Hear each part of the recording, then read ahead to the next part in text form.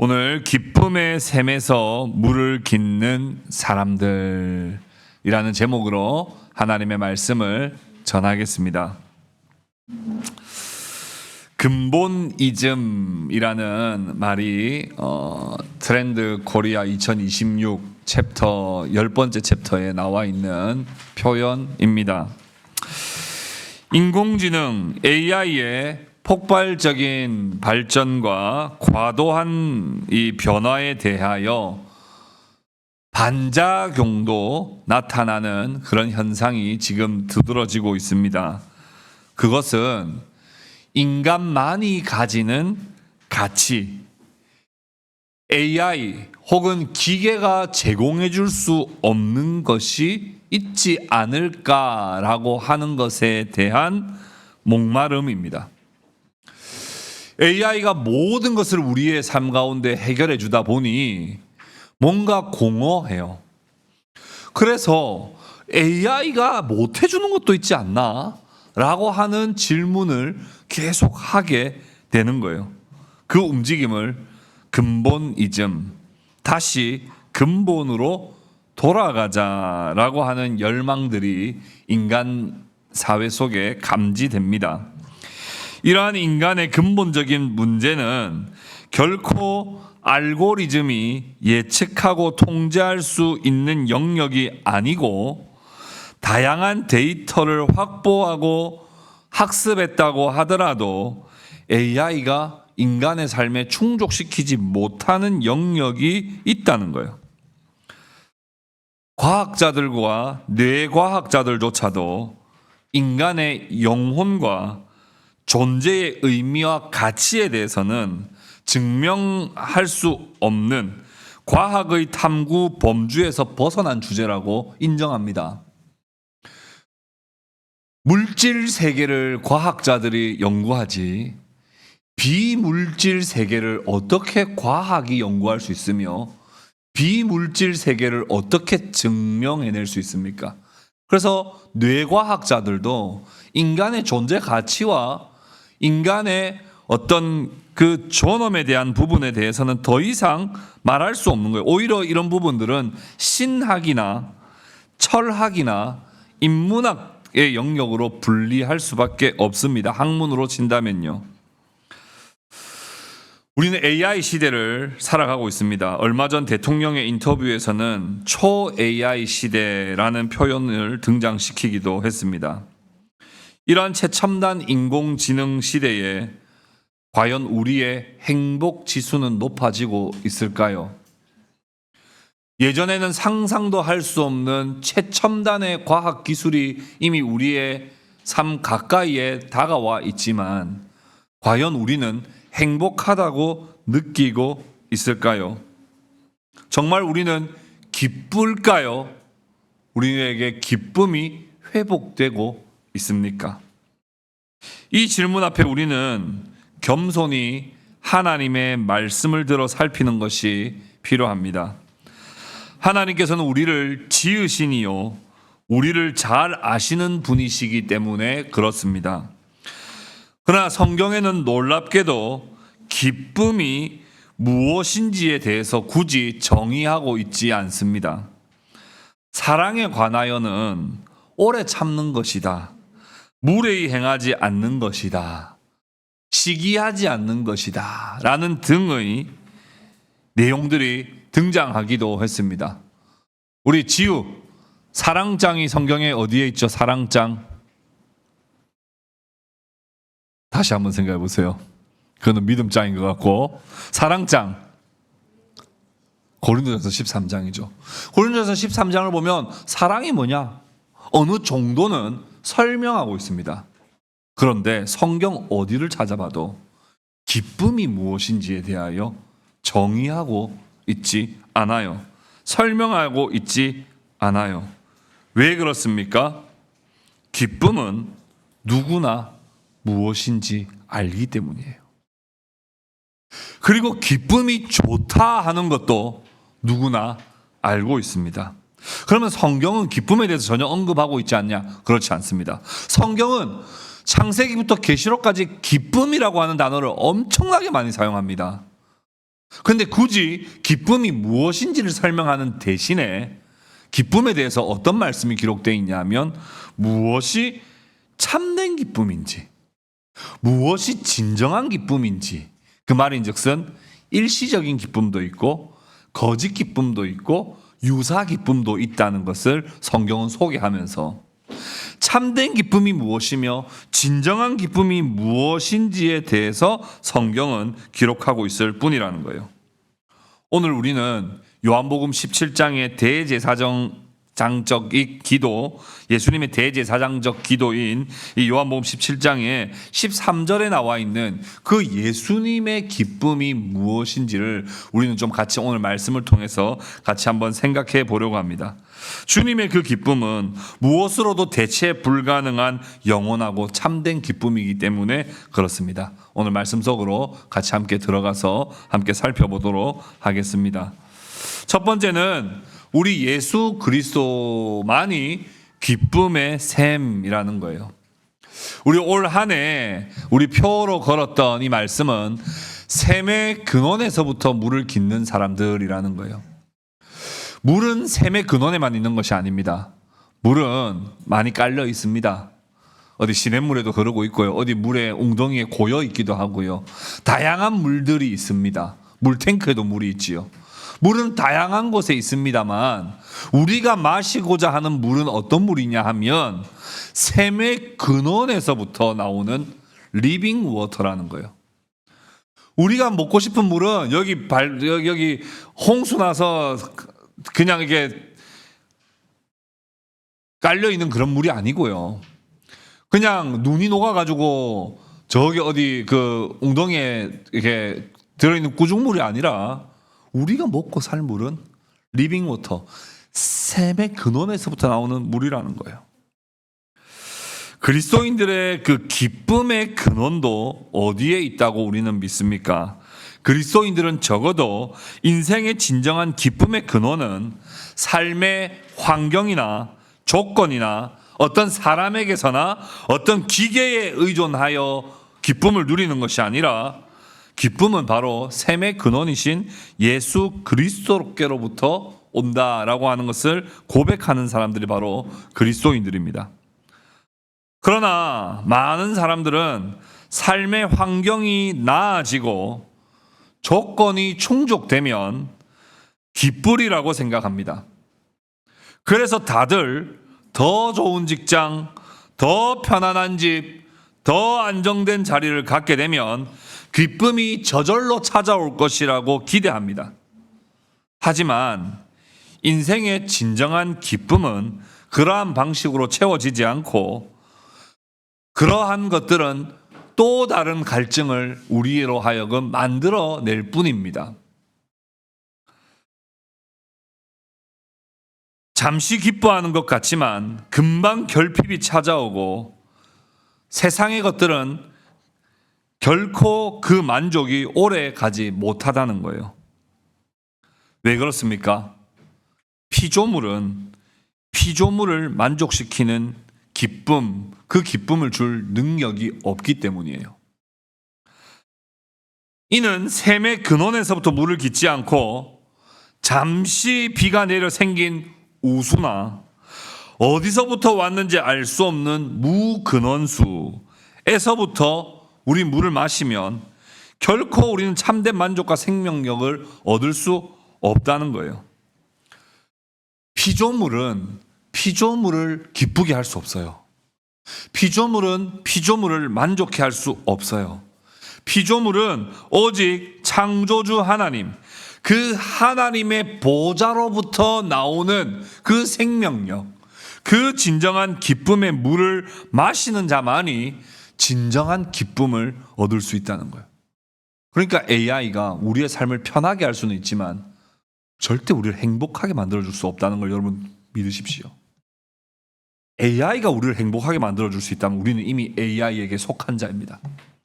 우리는 이미 벌써 AI의 아래에 있는 자죠. 왜요? AI가 우리를 기쁘게 만들어줄 수 있으니까요. 그러나 AI가 많은 효율성과 편리성을 우리에게 가져다 주지만 이 AI에 의존하여 우리가 기쁨을 얻는다, 행복해진다는 것은 불가능한, 존재적으로 성립되지 않는 것이라는 것을 우리는 반드시 기억해야 하는 거예요. 우리는 우리를 지으신 하나님, 그 보좌로부터 나오는 그 은혜를 받을 때야만이 진정으로 행복할 수 있고 진정으로 만족할 수 있다는 거예요. 제가 지난번에 말만 하고 소개는 안 했습니다마는 우리 유광상 집사님의 그 아들 동화가 이름의 뜻이 이런 뜻이에요. 동화가 말 그대로 골짜기에서부터 흘러내리는 물이라는 뜻인데, 하나님의 보좌로부터 흘러나오는 기쁨의 생명수를 마셔서 그 기쁨의 은혜를 동화가 먼저 누리고 많은 사람들에게 그 기쁨의 은혜를 나누는 사람이 되기를 바란다는 마음으로, 제가 말씀드렸죠, 지난번에 A4 용지 몇 장이나 해가지고 저한테 제가 다시 어제 한번 다시 꺼내서 다시 읽어봤더니 그 뜻이더라고요. 그래서 동화 이름 소개 잘 됐죠? 예. 그 기쁨의 그 보좌로부터 흘러나오는 그 물을 우리 자녀가 마시고 그 은혜와 생명력을 세상에 나가서 전하고 살기를 원한다 하는 그 아빠의 마음이 담겨 있는 것이죠. 오늘 본문에 예수님께서 대제사장적인 기도를 하시면서 이렇게 기도하셨습니다. 우리 본문 말씀 한 번 더 같이 읽어보겠습니다. 요한복음 17장 13절입니다. 우리 같이 한번 읽어봅시다. 시작. 지금 내가 아버지께로 가오니 내가 세상에서 이 말을 하옵는 것은 그들로 내 기쁨을 그들 안에서 충만히 가지게 하려 함이니이다. 예수님이 기도하신 그 기도 중에 하나가 내 기쁨을, 내가 가진 기쁨, 나에게 속한 그 기쁨, 내가 누리고 있는 그 기쁨을 내 제자들, 내 형제들, 내 교회도 충만히 가지고 살게 하기를 원해서 내가 이제 아버지께로 십자가에 죽어 이제 아버지께로 갑니다 라고 하는 그 기도를 드리고 있는 거예요. 예수님은 기쁨 그 자체이시고 기쁨의 근원이시고 기쁨의 이유가 되십니다. 예수님은 성부와 성자와 성령 삼위일체 하나님과 하나이시며 삼위 하나님 간의 교통하심을 통해 온전한 기쁨을 가지신 분이세요. 그 기쁨을 자신의 성도들이 충만히 채워지기를, 그 기쁨을 가지고 살아가기를 원하시는 것입니다. 그 기쁨은요, 여러분, 제가 방금도 말씀드렸듯이 어떤 조건이 충족되어서 누리는 기쁨이 아니에요.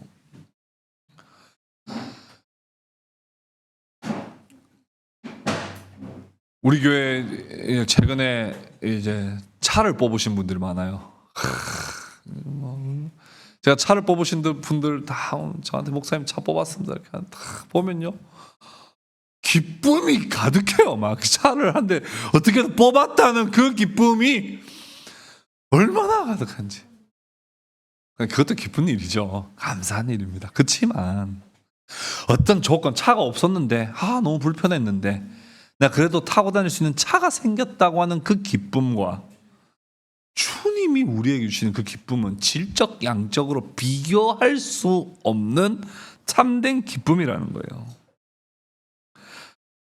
하나님을 아는 것에서부터 오는 그 기쁨, 하나님을 만나는 것에서부터 오는 그 기쁨, 하나님과 교제를 통해서 오는 그 기쁨만이 참된 기쁨입니다. 여러분, 한나 아시죠? 구약에 있는 한나. 한나가 사무엘을 가졌을 때 기쁜 소식이었을까요? 안 기쁜 소식이었을까요? 기쁜 소식이었습니다. 그런데 반대로 마리아가 임신했을 때 마리아에게는 기쁜 소식이었을까요? 안 기쁜 소식이었을까요? 황당한 소식이죠. 내가 이 남자와 잠을 잔 적도 없는데 갑자기 내 배에서 임신을 했다는 이 소식은 말로 어떻게 설명할 수 없는 매우 황당한 소식입니다. 기가 찬 소식이죠. 그녀는 두려웠을 거예요. 몸이 임신했으니까 몸도 불편했을 거예요. 약혼녀 요셉의 의심이 걱정되었을 거예요.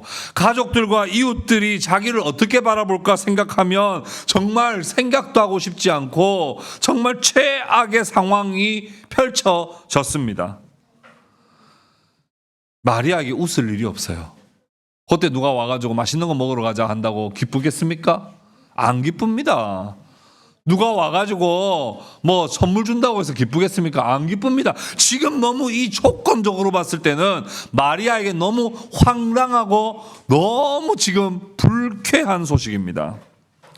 그런데 주님의 탄생의 사건에 대해서 누가복음 2장 10절에서는 무엇이라고 말씀하는지 한번 보십시오. 누가복음 2장 10절 우리 같이 한번 읽어보겠습니다. 같이 읽겠습니다. 시작. 천사가 이르되 무서워하지 말라. 보라, 내가 온 백성에게 미칠 큰 기쁨의 좋은 소식을 너희에게 전하노라. 마리아 개인의 상황은 전혀 좋은 소식이 아니에요. 말도 안 되는 소식이고 믿고 싶지 않은 소식이고 최악의 소식이고 시간을 돌릴 수 있다면 돌리고 싶은 소식이고 현실을 도피하고 싶은 소식이에요. 그런데 천사는 이 소식을 어떤 소식이라고 소개하냐면 기쁨의 소식이라고 말하는 게 아니라 뭐라고요? 무슨 소식이라고 이야기했어요? 큰 기쁨의 소식이라고 했어요. 큰 기쁨. 그냥 기쁨, 일반적으로 느끼는 기쁨 정도가 아니라 큰 기쁨의 소식이라는 거예요. 그러니까 우리가 이 말씀만 보더라도 기쁨이 우리에게 찾아올 때 상황과 상관없습니다. 조건과 상관없어요. 조건은 마리아의 조건입니다. 갑자기 임신해서 원하지 않던 임신, 뜻밖의 임신, 억울한 임신, 오해받을 임신. 그런데 그런 조건 속에서도 하나님은 큰 기쁨으로 찾아오시더라는 거예요. 누가복음 1장 28절부터 30절, 28절 30절 보시면요 이렇게 말씀합니다. 그에게 들어가 이르되 은혜를 받은 자여. 아니 그게 무슨 은혜예요? 갑자기 덜컥 임신을 처녀가 덜컥 임신했는데 그게 어떻게 은혜입니까? 그런데 은혜를 받은 자여 평안할지어다. 주께서 너와 함께 하시도다. 하나님이 함께 하시면 왜 나에게 이런 뜻밖의 황당한 일이 생기냐고 말할 수 있겠지만 조건과 상관없이 하나님의 은혜와 기쁨은 찾아온다는 거예요. 30절에 뭐라고 되어 있습니까? 천사가 이르되 마리아여 무서워하지 말라. 내가 하나님께 은혜를 입었느니라. 하나님께서 친히 내 삶에 찾아오셔서 나에게 은혜를 베푸시는데 그것은 외적 조건과 상관없이 우리를 기쁘게 하시는 하나님만이 주시는 참된 기쁨이 있다는 거예요. 여러분 그 기쁨을 믿으시기를 바라고 그 기쁨의 은혜를 여러분 모두가 받고 누리실 수 있기를 주님의 이름으로 축복합니다. 여러분은 계속 조건이 충족되어야 기쁘리라고 생각해요. 내가 집이 없으면 집이 있어야 기쁘리라고 생각해요. 뭔가 내가 직장이 없으면 직장이 있어야 기쁘리라고 생각하지만 성경은 기뻐할 일이 하나도 없는 상황 속에도 하나님이 은혜와 기쁨을 부어주신다. 그것이 인간에게 채워질 때 아무리 열악한 상황이 있어도 하나님을 찬송할 수 있는 내 조건과 내 상황을 초월하는 하나님만이 주시는 그 기쁨이 있다라고 성경은 말씀하는 거예요. 그것이 바로 하나님과 교통하면서 느끼는 기쁨입니다. 마태복음 2장 10절에 예수님이 오시는 소식에 대해 또 어떻게 소개하고 있습니까? 같이 한번 읽어보겠습니다. 시작. 그들이 별을 보고 매우 크게 기뻐하고 기뻐하더라. 동방박사들이여 자신들을 이끌어가던 그 별이 예수님이 계시는 그곳에 멈추어 서자 크게 기뻐하고 크게 기뻐하였다고 성경은 묘사하고 있습니다. 이루 말할 수 없는 그 기쁨의 표출입니다. 왜 그렇습니까? 우리를 영원하게 구원하실 그 구원자와의 그 컨택이 이루어지는 그 사건은 아무리 열악한 상황이라 할지라도 그 모든 것을 역전시키는 기쁨이 있기 때문에 그래요.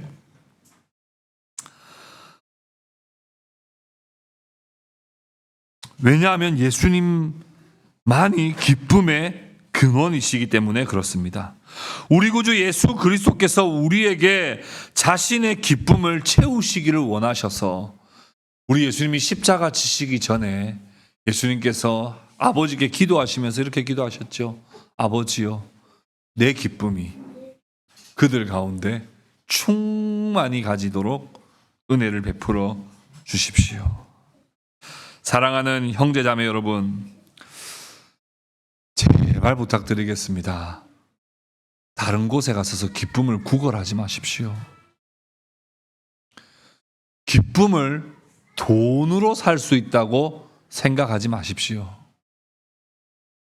세상의 어떤 조건이 충족되면 내가 기뻐할 것이다라고 하는 착각에서부터 제발 좀 벗어나십시오. 우리의 영혼을 만족시키는 분은 우리를 지으신 분이시요, 우리의 구주시요, 우리의 참된 그리스도가 되시는 오직 그리스도의 셈에서부터만 우리가 그 만족과 기쁨을 얻을 수 있다는 것을 여러분 꼭 기억하시고, 정말 주님이 주시는 그 기쁨이 무엇인지를 결코 모르는 자들이 되지 않기를 간절히 바라고 축복합니다. 두 번째는 삶의 자리, 특히 고난의 자리에서 누리는 기쁨입니다. 그러나 우리가 예수님을 믿었는데 우리의 삶이 기쁩니까? 실질적으로 예수님 믿기만 하면 늘 우리가 마치 바보처럼 웃고 다니면 참 좋겠는데, 우린 예수님을 믿고 있음에도 불구하고, 우린 예수님이 인정하고 고백하고 찬양함에도 불구하고 우리의 삶에 웃을 일이 별로 없는 것은 어쩔 수 없는 오늘 죄인들이 살아가는 우리의 현실입니다. 믿음을 가지고 산다 해도 성도의 삶에 여러 질병과 가난과 실패들이 비껴가는 게 아니죠. 우리가 예수님을 믿는다 하더라도 질병이 찾아오기 마련이고, 예수님을 잘 믿고 있지만 우리에게 여러 가난과 실패들이 찾아옵니다. 정면으로 다가옵니다. 마치 태풍이 다가오듯 우리에게 그러한 실패와 역경의 순간들은 우리에게 찾아옵니다. 예수님을 잘 믿으면 좀 비껴가면 좋겠는데, 예수님을 잘 믿으면 좀 오다가도 소멸되면 좋겠는데, 그렇지 않고 우리의 삶을 산상조각 낸다고 느낄 때도 있습니다. 그때 우리는 쉽게 좌절합니다. 내가 예수님을 믿으면 기쁜 일만 있으리라 생각했는데 왜 예수님을 믿어도 내 삶에 이렇게 어려운 순간들이 많이 찾아오는가? 그러나 우리 주님께서는 제자들에게 그러한 실패와 역경과 고난 때문에 빼앗기는 기쁨을 주시는 것이 아니라 그런 중에도 빼앗기지 않는 기쁨 주기를 원하십니다. 아무리 태풍이 다가와도, 아무리 거센 엄청난 풍속의 바람이 분다 할지라도 날아가지 않는, 떠내려가지 않는, 뽑히지 않는 기쁨을 우리에게 주기를 원하시는 거예요. 그것이 바로 영원하며 완전한 기쁨입니다. 요한복음 16장 22절 말씀 한번 볼까요? 요한복음 16장 22절인데요. 우리 같이 한번 읽어보겠습니다. 시작. 지금은 너희가 근심하나 내가 다시 너희를 보리니 너희 마음이 기쁠 것이요 너희 기쁨을 빼앗을 자가 없으리라. 주님이 주시는 기쁨은 태풍이 몰려오면 날아가 버리는 기쁨이 아니에요. 우리 주님이 주시는 기쁨은 바람이 분다고 뽑혀버리는 기쁨이 아니라고요. 주님이 주시는 기쁨은 절대로 빼앗길 수 없는, 절대로 뽑혀버리지 않는 진정한 기쁨이요 영원한 기쁨이라는 거예요. 여러분, 기쁨의 서신서라고 불리는 성경은 소위 말하면 빌립보서입니다. 바울은 빌립보서라고 하는 편지를 보내는 그 상황이 어떤 상황이었냐면 고난 그 자체였습니다. 복음을 전하다가 로마의 감옥에 구금되어 있는 그런 상태였습니다. 그런데 빌립보서가 어떻게 기쁨의 서신이 될 수 있었겠습니까? 바울은 어떤 상황에 의해서 기쁨이 빼앗겨 버리거나 기쁨이 날아가 버리거나 뽑히는 기쁨이 아니었어요. 바울이 가지고 있었던 그 기쁨은 예수 그리스도로부터 오는 진정한 기쁨이었고, 그것은 감옥에 갇혀 있든 고난을 받든 어떤 환경에 처해 있든 자기가 얼마나 억울한 일을 당한다 하더라도 빼앗기지 않는 기쁨을 가지고 있었다는 거예요. 게다가 바울은 감옥에 갇혔을 때 빌립보 교인들이 걱정했을까요? 좋아했을까요? 어땠을 것 같았습니까? 빌립보 교회는 바울이 세운 교회죠. 감옥에 갇혔다는 소식 들었을 때 기뻤을까요? 슬펐을까요? 어땠을까요? 슬펐죠.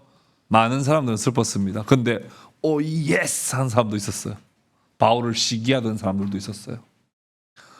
아, 잘난 척하더니 저 진짜 감옥 이제 더 이상 드디어 들어갔네.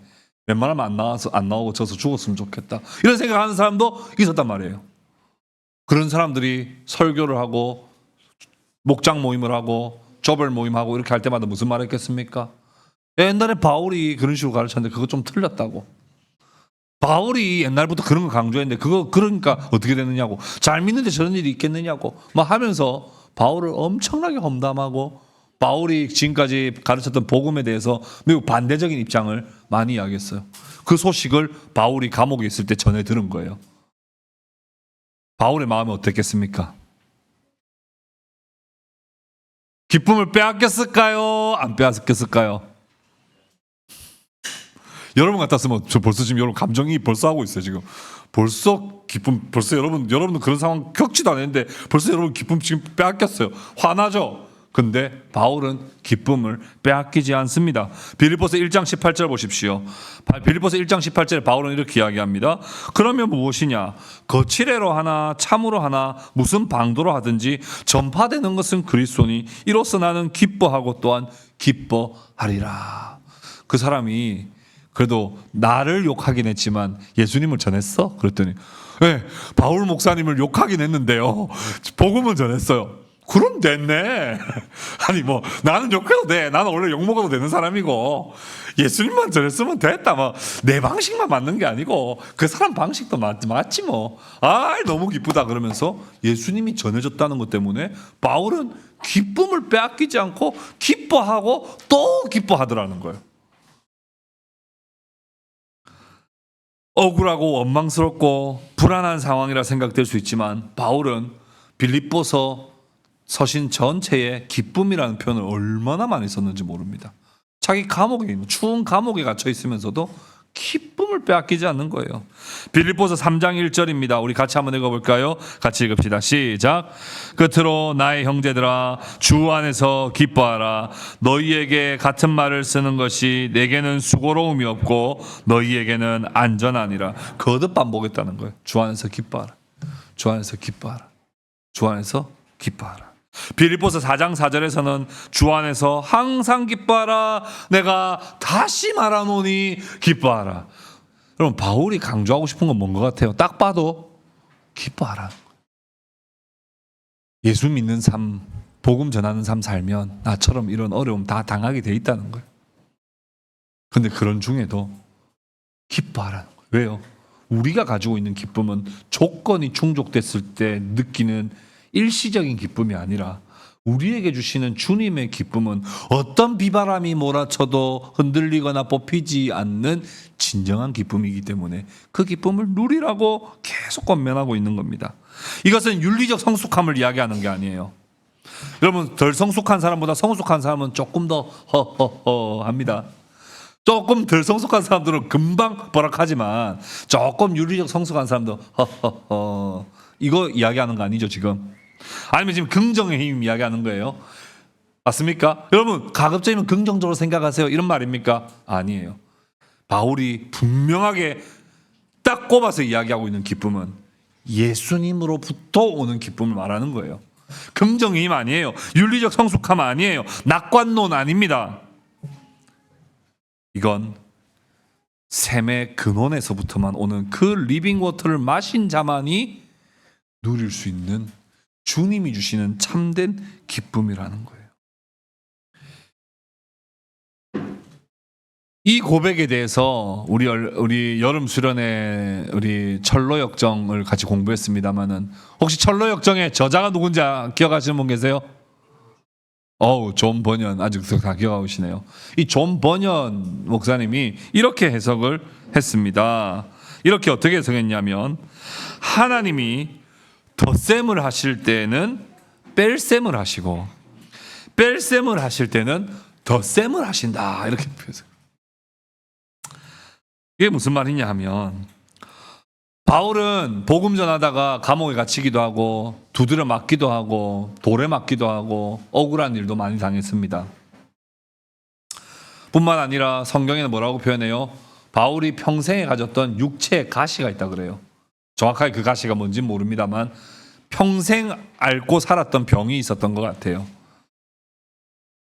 그 육체의 가시를 가지고 살았지만 하나님께서 더 많은 것을 보여주시고 더 많은 것을 깨닫게 하심으로써 바울은 진정으로 기뻐할 수 있었다 이렇게 표현하는 거예요. 우리의 수학 공식은 덧셈은 더해지는 원리고 뺄셈은 빼집니다. 그치요? 뺐는데 더해지는 경우는 없고 더했는데 빼지는 경우는 없어요. 그건 인간의 수학 공식입니다. 그런데 하나님의 수학 공식은 우리의 것과 달라서 하나님의 수학 공식은 언제나 더해지는 것이 많아요. 인간이 볼 때는 뺄셈처럼 보여요. 왜 이건 빼셨어요? 왜 저건 빼셨어요? 왜 이거는 뺄셈이에요? 저희 인생의 덧셈은 도대체 언제 옵니까? 그런데 하나님은 그때마다 계속 덧셈하고 계세요. 어떨 때는 하나님은 곱셈도 하세요. 인간이 생각할 때는 다 뺄셈처럼 보이는데 하나님은 계속 더해주시고 곱해주시는 은혜가 있더라는 거예요. 이게 하나님의 계산법입니다. 그래서 약한 데서 곧 강해지는 능력이 하나님께로부터 오는 거예요. 우리의 고통과 실패의 문제는 뺄셈 같아 보이지만 언제나 하나님 앞에서는 그게 덧셈이라는 거예요. 제가 카카오톡에 프로필 사진들을 가끔씩 이렇게 보는데 우리 김하영 자매 아버지 김성일 선교사님의 카톡 프로필 사진을 딱 보는데 어떤 편지글 같은 글들이 있어요. 그거를 이제 물어봤더니 아내 되시는 정은주 우리 선교사님이 쓰셨던 그 고백의 문구들을 올려놓은 것이에요. 그걸 한번 내용을 읽어드릴게요. 여러분 한번 잘 들어보십시오. 큰 일을 위해 힘을 주십사 기도했더니 겸손을 배우라고 연약함을 주셨습니다. 많은 일을 해내도록 건강을 구했더니 가치 있는 일을 하라고 병을 주셨습니다. 행복해지고 싶어 부유함을 구했더니 지혜로워지라고 가난을 주셨습니다. 세상 사람들에게 칭찬받고자 성공을 구했더니 뽐내지 말라며 실패를 주셨습니다. 구한 것 하나도 주시지 않았지만 나는 가장 많은 축복을 받은 사람입니다. 인간의 계산법으로 보면 다 뺄셈이에요. 다 뺀 것 같아요. 그래서 내 인생은 마이너스 인생 같아요. 근데 다시 믿음의 눈으로 바라봤더니 엄청나게 불어 있는 걸 보는 거예요. 나 같은 부자가 없어요.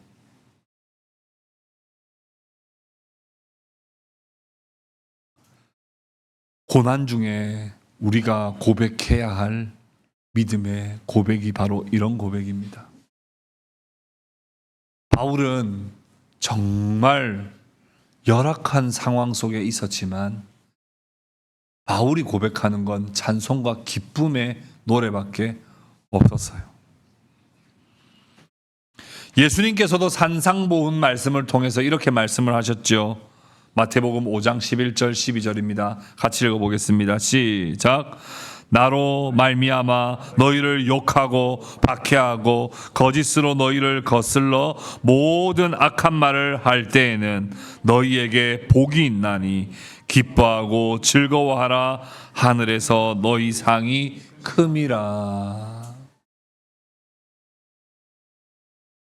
욕을 먹고 박해를 받고 거짓으로 거슬러서 악한 상황에 놓여 있을 때도 그때 주님이 바라보는 관점은 뭐예요?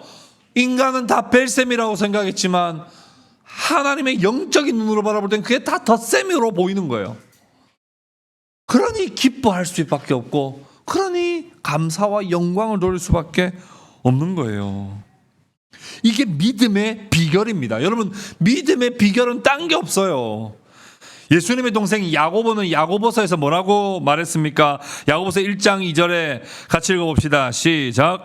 내 형제들아, 너희가 여러 가지 시험을 당하거든 온전히 기쁘게 여기라. 왜요? 인간의 눈으로 보면 다 뺄셈처럼 보여요. 왜 내게 이런 시련을 주십니까? 왜 내게? 근데 믿음의 눈으로 보면 이제 보이기 시작하는 게 보이는 거예요. 이거 주시려고 이거 빼셨구나. 내게 이거 더해 주시려고 이거 가져가시고 이걸 더해 주셨구나. 이게 믿음으로 반응하는 영의 눈을 가진 사람들의 고백인 거예요. 예수님의 사도들은 그래서 예수님의 말씀을 듣고 어떻게 반응했는지 한번 볼까요? 사도행전 5장 41절입니다. 같이 읽어봅시다. 시작. 사도들은 그 이름을 위하여 능욕받는 일에 합당한 자로 여기심을 기뻐하면서 공회 앞에 떠나니라. 예수님 때문에 욕먹고 예수님 때문에 억울한 일 생기는 걸 내가 그런 영광을 가질 수 있는 자라는 사실에 기뻐하는 거예요. 주님의 그 십자가의 길에 내가 동참한다는 것만으로 기뻐하는 거예요. 그 주님의 길을 내가 따라가고 있다는 것만으로도 영광스럽게 생각하는 거예요. 우리의 삶은 고난의 연속이요 뺄셈의 공식밖에 없는 것 같지만 분명히 덧셈으로 바꾸시고 더 새롭고 놀라운 것을 깨닫게 하시고 허락하시는 그 하나님으로 인하여 누리는 복, 그것을 아는 자는 진정으로 빼앗기지 않는 기쁨을 온전히 소유한 자가 되는 것입니다. 왜 그렇습니까? 내게 고난이 찾아온다 할지라도 로마서 8장 28절에 말씀하는 바와 같이 모든 것이 합력하여 선을 이루는 것을 믿기 때문에 그렇습니다. 십자가의 죽음은 눈이 열리지 않는 사람들에게는 비참한 죽음이었고 눈이 열리지 않는 자들에게는 슬픔의 이야기였지만 눈이 열린 자들에게는 십자가의 죽음은 곧 부활로 연결된다는 사실을 알기 때문에 오히려 십자가는 영광이라고 하는 사실을 바로 공식적으로 이해할 수 있는 사람은 오직 그리스도인밖에 없습니다. 그래서 여러분 십자가를 짊어지는 삶을 살아갈 때 여러분 너무 우는 소리 하지 마십시오. 남들이 누릴 수 없는 그 영광을 경험하고 계시면서 우는 소리 하지 마십시오. 너무 감당하기 힘들어 속상하여 하나님께 아뢰을 수 있습니다만 여러분 금세 알아채시기 바랍니다. 나 같은 복을 받은 사람이 또 없다는 사실로 인하여 기뻐하고 또 기뻐할 수 있기를 바랍니다. 그래서 요한복음 15장 11절에서도 예수님 이렇게 말했어요. 내가 이것을 너희에게 이름은 내 기쁨이 너희 안에 있어 너희 기쁨을 충만하게 하려 함이라. 이게 놀랍게도 어떤 상황에서 주님이 하신 말씀이라고요? 십자가 지시기 바로 직전에 하신 말씀이라고요. 내 기쁨이 너희 안에 충만하게 하려 함이라. 말씀을 맺겠습니다. 생명은 기쁨이 있을 때 생명다움을 확보하게 됩니다. 우리 가정에 생명을 허락하셨을 때 기뻐해야 생명이 가치 있습니다. 우리 가정에 새 생명이 있는데 부모가 기뻐하지 않으면 생명이 있지만 그 생명은 가치를 잃게 돼요. 생명이 정말 가치 있다는 거 하는 것이 나타나는 것은 기쁨에서부터 드러나는 것이죠. 비록 육아를 하는 것이 어렵고 고되지만 우리에게 주신 그 생명으로 인하여 우리가 기뻐하는 것은 그 생명이 고귀하다는 것을 우리가 고백하는 것이요, 그것을 증거하는 것입니다. 기쁨은 생명의 존재감입니다. 기쁨이 없다면 존재의 의미가 의심받을 수밖에 없습니다. 따라서 기쁨은 생명의 가치에 대한 표현이라고 할 수 있겠습니다. 따라서 하나님께서는 모든 생명이 그 가치로 인하여 기뻐하기를 원하십니다. 더욱이 하나님의 아들이신 그리스도께서 십자가에 죽으시고 부활하심으로 허락하신 새 생명을 받은 자들이 그 생명으로 인하여 기뻐하기를 원하십니다. 우리가 만약 기뻐하기를 멈춘다면, 우리가 그 기쁨을 느끼지 못한다면, 새 생명으로 인하여 기쁨을 정말 우리가 누리지 못한다면 우리에게 주신 새 생명은 값어치 없는 것이 되어 버리게 됩니다. 믿음의 공동체는 반드시 기쁜 공동체가 되어야 합니다. 왜냐하면 믿음의 공동체에 속한 모든 사람들은 기쁨의 샘에서부터 물을 길어 마시는 자들이기 때문에 그렇습니다. 제가 어릴 때 아버지 따라 약수터에 가면 그 약수터에서 물을 마시는 사람마다 전부 다 탄성을 질렀어요. 으아, 물 좋다, 맛있다, 물 신선하다. 오늘 우리에게 그런 탄성이 나옵니까? 그리스도께서 날 위해 죽으시고 날 위해 사셨다는 그 은혜로 인하여 우와, 내가 진짜 살 것 같다, 내가 진짜 살아있다, 내가 영생을 얻었다라고 하는 그 기쁨의 탄성이 우리에게 흘러나오고 있습니까? 우리의 삶에는 여전히 고난과 아픔과 실패의 연속입니다만 그 모든 것을 변하여 선이 되게 하시는 하나님을 여러분 믿으시고 기뻐하시기를 바랍니다. 그렇기에 성령의 열매 중 두 번째 열매는 희락입니다. 그 열매를 우리 모두가 맺기를 원합니다. 마귀는 그 열매 맺는 걸 세상에서 제일 싫어합니다. 그래서 우리의 기쁨을 빼앗아 가려고 온갖 것들로 우리를 유혹하고 우리를 넘어지게 하고 기쁠 일 없도록 우리를 넘어지게 만들려고 합니다만 우리의 구주 예수 그리스도와 성령의 은혜로 말미암아 우리의 삶 가운데 기쁨의 열매를 맺고야 말 것입니다.